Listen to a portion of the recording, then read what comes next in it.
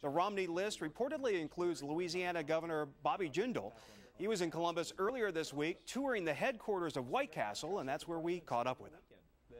Governor, good to see you. Great to see you as well. Let me ask you, and I want to quote this here, you've called President Obama the most liberal, incompetent president since Jimmy Carter. With all due apologies to Jimmy Carter. Wow, harsh words. Make your case. Well, look, I think he's a good family man, a good husband, but you look at his policies, they have failed. They've not worked for America. He promised us if we passed an $800 billion stimulus bill, he'd keep unemployment below 8%. We'd be at 5.6 today. Unemployment above 8%, 41 straight months. 23 million unemployed Americans. If you get out of college this year, nearly 50% chance you'll be underemployed, unemployed. 30% of mortgage owners underwater. List goes on and on and on. You look at median family income down $4,000, median net household worth, 2-decade low since the president took office. So in terms of being incompetent, we have a president who never ran anything before he became president of the United States. Never ran a lemonade stand, never ran a business, and as a result has pursued policies that have been very, very bad for the American family, for our economies. Here in Ohio, you've seen 40,000 fewer people working since he took office. Median income down nearly $3,000 since he took office. In terms of being liberal, you look at his policies, federal government now spending a record 25% of the economy. It's a record high post-World War II. Borrowed over $1 trillion every year he's been there. Promised he'd cut the deficit in half by the end of the first 4 years. He hadn't done that. So you look at his policies, it's more taxing, more spending. You listen to some of the comments he made this weekend, disparaging those that are creating businesses, creating jobs. His spokesman today saying they don't have time to meet with their job council. How serious is that, missing the jobs council?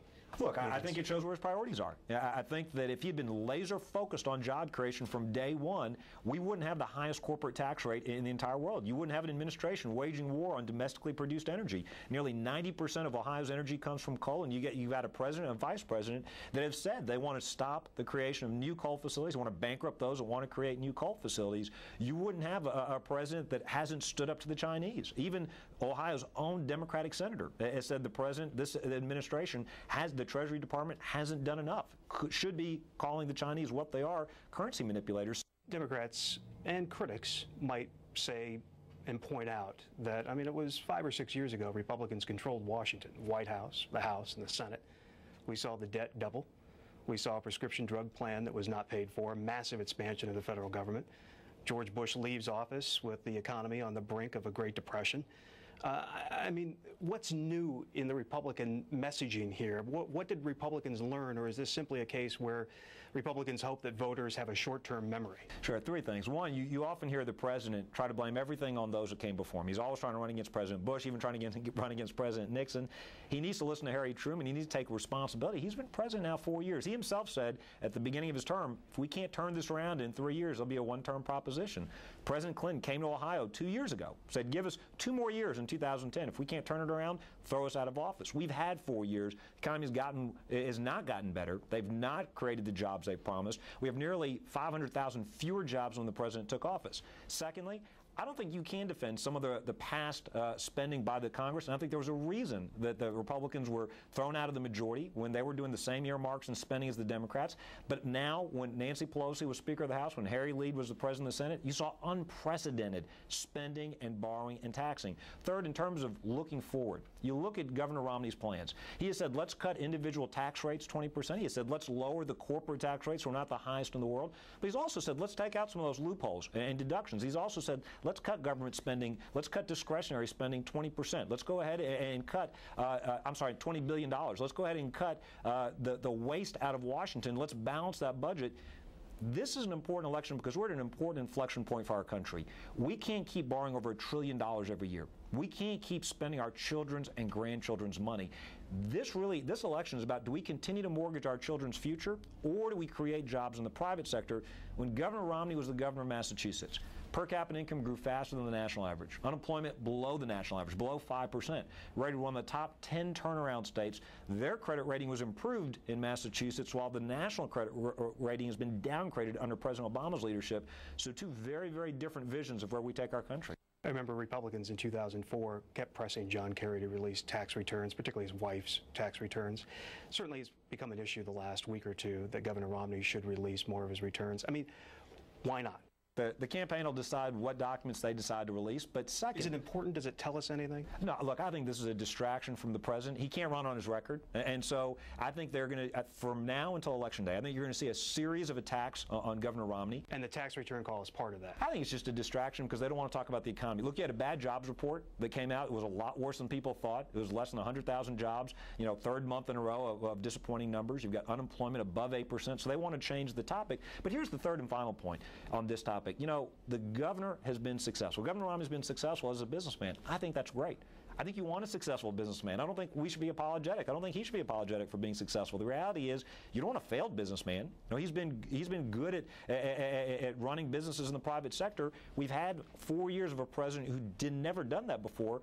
We can't afford 4 more years of on-the-job training. You're the governor of Louisiana. You're in Ohio. I mean, obviously, Ohio is important. Do you view it as must-win for the Romney ticket? Absolutely. I think Governor Romney is going to win Ohio on the way to winning the White House.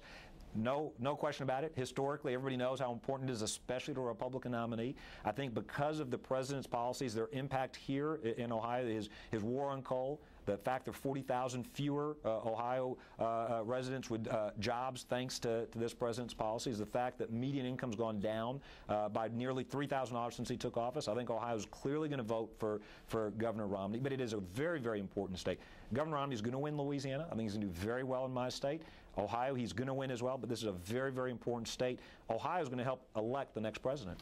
Just a few more things, just down to the last couple of minutes here, but I think a lot of Ohioans got to know you with the response that you gave, the Republican response to the State of the Union address. Good evening and happy Mardi Gras. I'm Bobby Jindal, governor of Louisiana. Looking back, anything you would have done differently on that? Oh, absolutely. Look, I think the substance of the speech still stands. At the time, I was worried about government spending and borrowing. Turns out we hadn't seen anything yet. That was just the beginning. Even back then, I was worried that President Obama was on the wrong path for America, was spending money we couldn't afford. The $800 billion stimulus bill was in front of Congress at the time, but that was well before the $1.76 trillion health care plan. But look, clearly the speech shows that I shouldn't try to read a teleprompter. The president's very good at doing that. I'm not. I should stick to what I do. I'm better at speaking off the cuff in front of live groups. But at the end of the day, look, the delivery could have been vastly better, but when you look at the substance, I think the substance still stands, which is we can't afford another. Back then I was worried about $800 billion in spending. We've seen trillions of dollars of spending since then. The debt has gone up by trillions of dollars, over $1 trillion every year since that speech. We can't afford another 4 more years of President Obama. There's nothing wrong with being vice president, is there? Look, that is my unique way of curveballing that question that you've gotten from every reporter in Ohio. This election is not about Joe Biden. No disrespect to Joe. This election is about President Obama and Mitt Romney. 2 very different candidates in terms of resumes, in terms of policies for America. Voters aren't going to the voting booth this year, I don't think, based on who looks the best on TV, who speaks the best. This is about President Obama thinks more taxes, more regulations, more government borrowing and spending is the way forward for prosperity. Governor Romney understands we've got to create jobs in the private sector. So I know there's a lot of speculation about VP. Good dodge, but it must feel good, right? Time Magazine today said you're one of the final 3. Look, I'm focused on, first, my job as governor of Louisiana, but secondly, helping to elect Mitt Romney because it's good for Ohio, good for Louisiana, good for our country. Last question, you're only 41 years old. I mean, as you look at this race this year, I mean, clearly you're going to be involved in national politics for years to come. Do you envision run for the White House? If you're not on the ticket this year, run for the White House in 4 or 8 years? My only plans are to serve out my term as governor of Louisiana. We got 3, my wife and I are blessed to have 3 great young children at home. We want to raise them. I want to serve my state. I certainly want to make sure my country goes back on the right path. Look, we're blessed to live in the greatest country in the history of the world. Every generation of Americans has left more opportunities for our children than we inherited from our parents. I think we all have a responsibility. It doesn't matter whether you're a governor, whether you work in the private sector, you're a voter, you're just watching. Every one of us has a responsibility to make sure we preserve the opportunity for the American dream for our children. The reason I'm so involved in this race, I want to make sure those 3 young kids at home have the same chances I enjoyed growing up. This is the greatest country. I want them to have those same chances to pursue their dreams. Governor, good to see you. Great to see you as well. Thank you for having us.